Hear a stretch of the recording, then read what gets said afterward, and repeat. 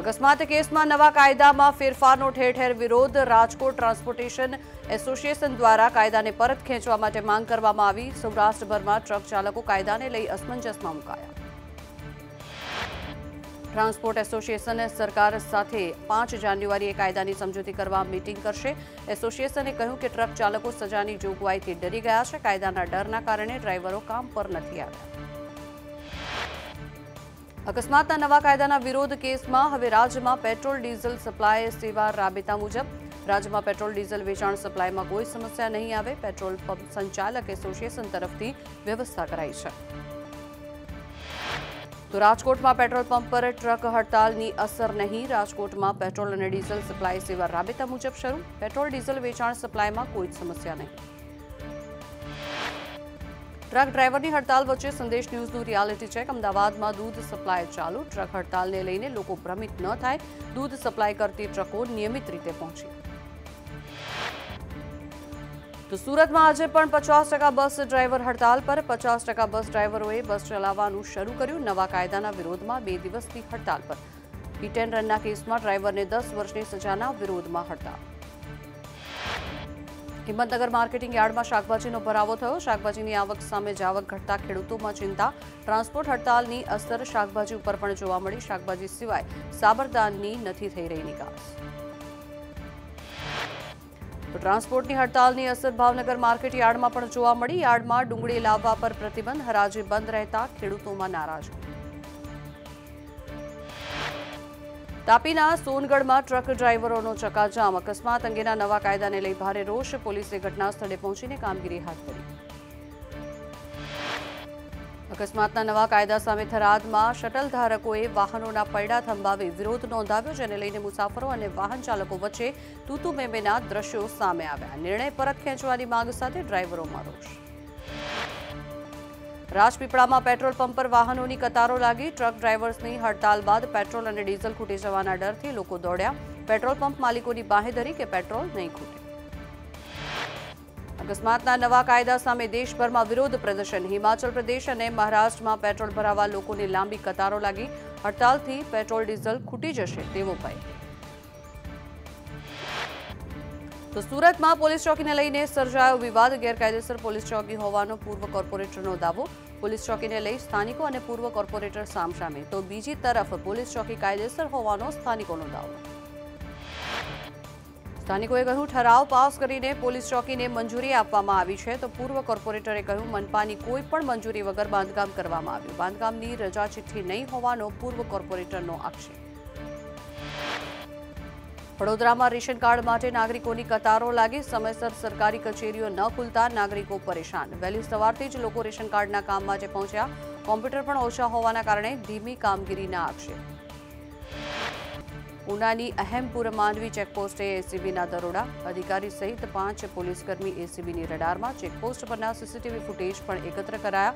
પોલીસકર્મી GRD staff ફરાર થયો. ત્યારે એસપીએ કહ્યું એસીબીના રિપોર્ટ બાદ કડક કાર્યવાહી કરવામાં આવશે. રાજકોટમાં આજથી લાયસન્સ વિના પશુઓ રાખનાર સામે કાર્યવાહી કરવામાં આવશે. મનપામાં 8000થી પણ વધુ પશુઓની નોંધણી થઈ. હવે નોંધણી કરાવનારે 5 ગણી ફી ચૂકવવી પડશે. ઘરમાંથી પણ લાયસન્સ વગરના ઢોર પકડવાની કાર્યવાહી કરાશે. જામનગર મનપાએ ડિમોલિશનની કામગીરી હાથ ધરી. ખોજા નાકા તરફ જતા રસ્તા પર દબાણ દૂર કરવામાં આવ્યા. ટીટોડી વાડીથી 1.5 કિલોમીટર સુધીના રસ્તામાં ડિમોલિશન કરવામાં આવ્યું. એસ્ટેટ વિભાગે પોલીસ બંદોબસ્ત સાથે દબાણ દૂર કર્યા. મોરબીના વાંકાનેર તાલુકામાં સરકારી હોસ્પિટલમાં સ્ટાફનો અભાવ. સ્પેશિયાલિસ્ટ ડોક્ટરો પણ નથી. આરોગ્યની સુવિધાઓ માત્ર નામ પૂરતી. તો સુરત મહાનગરપાલિકાની બેવડી નીતિ સામે આવી. પોલીસ વિભાગ દ્વારા ગેરકાયદેસર જમીન પર ચોકીનું બાંધકામ કરવામાં આવ્યું. કોંગ્રેસના પૂર્વ કોર્પોરેટરે પાલિકાને પત્ર લખ્યો. પોલીસ ચોકીનું બાંધકામ અટકાવવા માટે કરાઈ રજૂઆત. અમદાવાદના ટ્રાફિકને હળવો કરવા માટે રિંગ રોડ પર નવા બ્રિજ બનાવવામાં આવશે. 2026 સુધીમાં નવા 10 બ્રિજ બનાવવામાં આવશે. સિંધુ ભવન અને સિલજ ક્રોસ રોડ પર બ્રિજ બનશે. તેમજ ઓંગણજ 4 રસ્તા પર અંડરબ્રિજ બનાવવામાં આવશે. 31 મે 2024માં નિવૃત્ત થતા શિક્ષકો માટે બદલી કેમ્પ યોજાશે. વયમર્યાદામાં આંતરિક જિલ્લા ફેરબદલીનો કેમ્પ યોજવામાં આવશે. નિવૃત્ત થતા શિક્ષકોની માહિતી એકત્ર કરવા માટે આદેશ અપાયા. જિલ્લા પ્રાથમિક શિક્ષણ અધિકારીઓને પણ જાણ કરાઈ. તો નોકરીની લોભામણી જાહેરાતોથી બચવા પોલીસની અપીલ 1930 ટોલ ફ્રી નંબર પર જાણ કરવા માટે પોલીસની અપીલ રાજ્યમાં સતત નોકરીના બહાને છેતરપિંડીની ઘટનાઓ સામે આવે છે સુપ્રીમ કોર્ટના ચીફ જસ્ટિસ સીજેઆઈ વાય.બી. ચંદ્રચૂડ 5 જાન્યુઆરીએ ગુજરાતની મુલાકાતે આવશે સીજેઆઈ રાજકોટમાં નવી કોર્ટ બિલ્ડિંગનું ઉદ્ઘાટન કરશે 110 કરોડના ખર્ચે જિલ્લા કોર્ટની નવી બિલ્ડિંગ તૈયાર કરાઈ થરાદ માર્કેટ યાર્ડમાં બોર્ડ ઓફ ડિરેક્ટરની ચૂંટણી ટળી ફોર્મ પરત ખેંચાતા આખું બોર્ડ ઓફ ડિરેક્ટર બિનહરીફ અંતિમ દિવસે વધારાના તમામ ફોર્મ પરત ખેંચાયા 3 વિભાગોની 16 બેઠકો માટે 68 ઉમેદવારી પત્રો ભરાયા હતા તો રાજકોટમાં જસદણના ઇતરિયા ગામે ખેતરોમાં પાણી ભરાયા સૌની યોજના કેનાલની લિંકમાંથી પાણી છોડાતા ખેતરોમાં પાણી ભરાઈ ગયા 20 વીઘાથી પણ વધુના ઊભા પાકમાં પાણી ફરી વળ્યા ત્યારે ઘઉં જીરું ચણા અને જુવારના પાકને પણ નુકસાન છોટાઉદેપુર જિલ્લાના પ્રાથમિક શાળાના બાળકો છેલ્લા 1.5 વર્ષથી જીવના જોખમે બેસીને અભ્યાસ કરવા માટે મજબૂર બન્યા ત્યારે હવે આ બાળકોને શાળામાં ઓરડા સહિતની પ્રાથમિક સુવિધાઓ ક્યારે મળશે તે યક્ષ પ્રશ્ન સીએમ ભૂપેન્દ્ર પટેલે એક્સ પર પ્રોફાઇલ પિક્ચર બદલ્યું સીએમએ વાઇબ્રન્ટ ગુજરાતનો લોગો પ્રોફાઇલમાં મૂક્યો નાગરિકોને વાઇબ્રન્ટ ગુજરાતનો લોગો મૂકવા સીએમની અપીલ સોશિયલ મીડિયામાં વાઇબ્રન્ટ ગુજરાતનો લોગો મૂકવા અપીલ કરાઈ કરજણમાં ટ્રેનના ડબ્બા પાસેથી ધુમાડા નીકળ્યા ભુજ બાંદ્રા ટ્રેનના S4 ડબ્બા પાસેથી ધુમાડા નીકળ્યા હતા ત્યારે રેલવે સ્ટેશનના અધિકારીઓએ સ્થિતિ પર કાબુ મેળવ્યો વડોદરાના માંજલપુરમાં H1N1 ઇન્ફ્લુએન્ઝાના 57 વર્ષીય દર્દીનું મોત નીપજ્યું દર્દી SSG હોસ્પિટલમાં દાખલ હતા દર્દીને ખાનગી હોસ્પિટલમાંથી SSGમાં રિફર કરાયા હતા આણંદના બોરસદના ડભાસી ગામે બેકાબુ ટ્રકે તારાજી સર્જી ગામનો ગેટ ટ્રકમાં અથડાઈ ગયો હતો ત્યારે વીજ લાઇનના 3 વીજ પોલ તૂટી પડ્યા હતા ટ્રક વડના ઝાડ સાથે અથડાતા અટકી ગયો અમદાવાદના મેઘાણીનગર વિસ્તારમાં 2 પોલીસકર્મીઓ પીધેલી હાલતમાં જોવા મળ્યા દારૂ પીધેલી હાલતમાં મહિલાઓની છેડતીના પણ આક્ષેપ કર્યા ત્યારે પોલીસકર્મી પાર્વતીનગર સોસાયટીમાં ભાડે રહે છે પોલીસે ગુનો નોંધી વધુ તપાસ હાથ ધરી ભાવનગર શહેરમાં બુટલેગરો બેફામ બન્યા ભાજપના મહિલા કોર્પોરેટરને મારી નાખવાની ધમકી આપી ઘરમાં ઘૂસીને કોર્પોરેટર અને તેના પતિને ધમકી આપતા ચકચાર મચી ગઈ કોર્પોરેટર સેજલ ગોહિલે ગૃહ રાજ્યમંત્રીને રજૂઆત કરી રામ મંદિરની પ્રાણ પ્રતિષ્ઠા માટે રામ ભગવાનની મૂર્તિની પસંદગી કરવામાં આવી કર્ણાટકના મૂર્તિકાર અરુણ યોગીરાજે આ પ્રતિમા બનાવી કેન્દ્રીય મંત્રી પ્રહલાદ જોશીએ એક્સ પર પોસ્ટ કરીને માહિતી આપી પ્રહલાદ જોશીએ ભગવાન શ્રી રામની મૂર્તિ અંગે કહ્યું કે આ મૂર્તિ શ્રી રામ અને હનુમાનજીના અતૂટ સંબંધોનું ઉદાહરણ કર્ણાટકથી રામલલા માટે એક મહત્વપૂર્ણ સેવા રામલલાની 3 મૂર્તિઓમાંથી એકની પસંદગી કરવામાં આવી બાકીની 2 પ્રતિમા પણ મંદિર પરિસરમાં જ મુકાશે તો રામલલાની મૂર્તિના નિર્માણ માટે કેટલાક માપદંડ નક્કી કરવામાં આવ્યા હતા મૂર્તિની ઊંચાઈ 51 થી 52 ઇંચ રામની ભુજાઓ ઘૂંટણ સુધી લાંબી મસ્તક સુંદર અને આંખો મોટી અને સાથે જ લલાટ ભવ્ય હોવું જોઈએ કમલદલ પર ઉભેલી મુદ્રામાં મૂર્તિ હોવી જોઈએ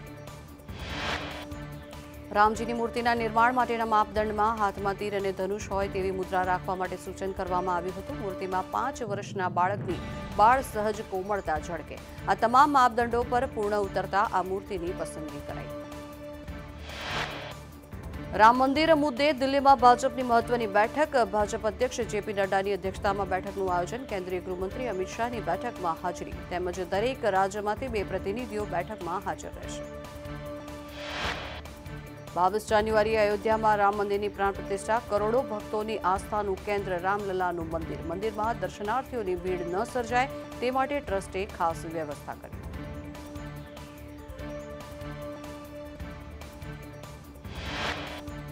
અયોધ્યામાં રામ મંદિરની પ્રાણ પ્રતિષ્ઠાને લઈને અમદાવાદના નિકોલ વિસ્તારમાં ભગવાન રામની કળશ યાત્રા યોજવામાં આવી રાજ્યકક્ષાના શિક્ષણ મંત્રી પ્રફુલ્લ પાનસેરિયા આ યાત્રામાં જોડાયા શાળાના બાળકો ભગવાન શ્રી રામ અને સીતાજીના પરિવેશમાં સજ્જ દેખાયા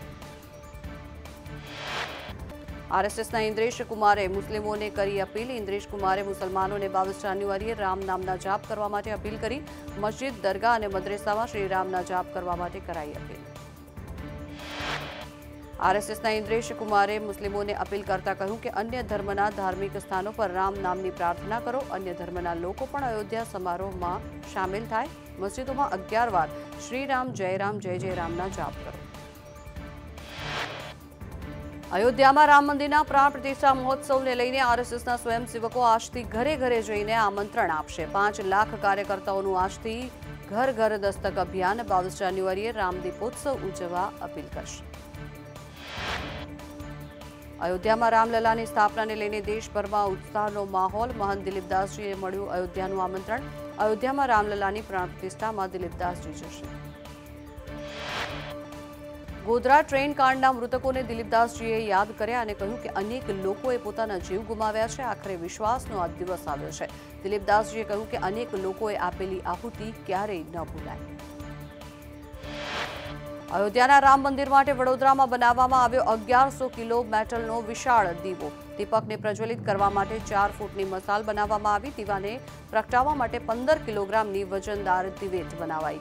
દીવામાં 850 કિલો ઘી સમાઈ જશે। જમ્મુ કાશ્મીરમાં ગૃહમંત્રી અમિત શાહની અધ્યક્ષતામાં બેઠક। જમ્મુ કાશ્મીરની સુરક્ષા વિકાસની કરાશે સમીક્ષા। રાજ્યના મુખ્ય સચિવ ડીજીપી પણ રહેશે ઉપસ્થિત। ઉત્તર પ્રદેશની યોગી સરકારનો મોટો નિર્ણય। યુપીની તમામ સ્કૂલ વાનમાં સીસીટીવી ફરજિયાત। બાળકોની સુરક્ષાને ધ્યાનમાં લઈને લેવાયો નિર્ણય। જમ્મુ કાશ્મીરના કિશતવાડમાંથી 36 આતંકીઓએ પીઓકેમાં ટ્રેનિંગ લીધી। સરહદ પાર થઈને હથિયાર ચલાવવાની ટ્રેનિંગ લીધી। મોટાભાગના આતંકીઓ હિજબુલ મુજાહિદ્દીન સાથે જોડાયેલા।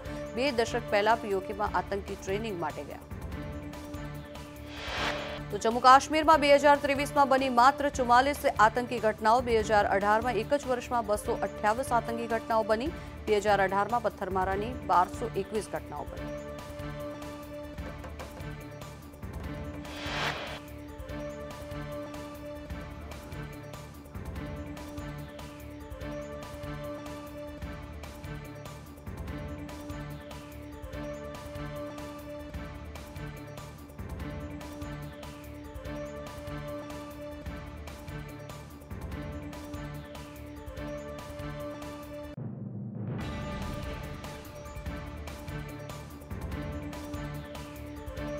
જમ્મુ કાશ્મીરમાં 2023માં પર્યટકોની સંખ્યામાં રેકોર્ડ વધારો। 2023માં 1.90 કરોડથી વધુ પર્યટકોએ જમ્મુ કાશ્મીરની મુલાકાત લીધી। રિઝર્વ બેન્કે રૂપિયા 2000ની નોટને લઈને આંકડા જાહેર કર્યા। 2000ની નોટ સર્ક્યુલેશનમાંથી બહાર થતા 100% પરત નથી આવી। અત્યાર સુધી 97.38% નોટ પરત આવી ગઈ છે। માર્કેટમાં કુલ 3.56 લાખ કરોડની 2000ની નોટ હતી। તેમાંથી હજી પણ 9330 કરોડની નોટ્સ દબાવીને બેઠા છે લોકો। 7 ઓક્ટોબર સુધી નોટ પરત આપવાની કે બદલાવવાની મર્યાદા હતી। હાલ રિઝર્વ બેન્કમાં 2000ની નોટ જમા કરાવી શકાય છે। કેવડિયામાં વહેલી સવારથી જ ધુમ્મસનું સામ્રાજ્ય। સ્ટેચ્યુ ઓફ યુનિટીમાં ગાઢ ધુમ્મસ। ધુમ્મસના કારણે વાહન ચાલકોને ભારે હાલાકી। દિવસે પણ હેડલાઇટ ચાલુ રાખવી પડે તેવી સ્થિતિ। તો આણંદમાં વહેલી સવારે જ ગાઢ ધુમ્મસ છવાયું। ગાઢ ધુમ્મસના કારણે થઈને હિલ સ્ટેશન જેવો માહોલ છવાયો। ગાઢ ધુમ્મસથી 10 મીટર દૂરનું દ્રશ્ય પણ ધૂંધળું બન્યું। તો રાજ્યભરમાં ઠંડીનો ચમકારો। 14 શહેરોમાં તાપમાન 16 ડિગ્રીની આસપાસ નોંધાયું। અમદાવાદમાં તાપમાન 16.2, ગાંધીનગરમાં 13.5, ભુજમાં 12.5 અને કંડલામાં 13.7 ડિગ્રી તાપમાન। રાજ્યમાં 8.8 ડિગ્રી તાપમાન સાથે નલિયા સૌથી ઠંડુ શહેર। રાજકોટમાં 12.6, સુરેન્દ્રનગરમાં 4.2, મહુવામાં 14.6 ડિગ્રી તાપમાન નોંધાયું। માઉન્ટ આબુમાં તાપમાન -1 ડિગ્રીએ પહોંચ્યું। આબુમાં લઘુત્તમ તાપમાન પખવાડિયા બાદ ગગડ્યું। ખુલ્લામાં પાર્ક કરેલા વાહનો અને બગીચામાં બરફ જામ્યો। તાપમાન ઘટવાના કારણે થઈને ઠંડા પવનોમાં પણ વધારો। જમ્મુ કાશ્મીરમાં હાડ થીજવતી ઠંડીનો કહેર। પહાડ ઉપર થયેલી બરફવર્ષાથી તાપમાન ગગડ્યું। શ્રીનગરમાં -5.2 ડિગ્રી તાપમાન નોંધાયું। ઐતિહાસિક દલ લેક સહિતના જળસ્ત્રોત પણ થીજી ગયા। જમ્મુ કાશ્મીરમાં રસ્તા, જળસ્ત્રોત, વનરાજી બધે જ બરફની સફેદ ચાદર છવાઈ। ઠંડીની સાથે સાથે ધુમ્મસની પણ ચાદર છવાઈ ગઈ। જમ્મુ કાશ્મીરમાં બરફવર્ષાનો આનંદ લેવા સહેલાણીઓ ઉમટી પડ્યા। પહાડી વિસ્તારોમાં હજી પણ બરફની ચાદર છવાયેલી।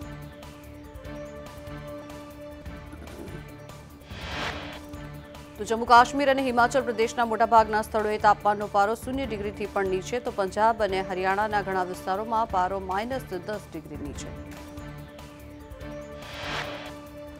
ઉત્તર ભારતમાં હાડ થીજવતી ઠંડીનો કહેર 2 દિવસ દેશના અનેક રાજ્યોમાં કોલ્ડ ડેની સ્થિતિ દિલ્હી પંજાબ હરિયાણામાં કડકડતી ઠંડી ઉત્તર પ્રદેશ ઉત્તર રાજસ્થાનમાં પણ ભારે ઠંડીથી સાથે ધુમ્મસનું પણ કહેર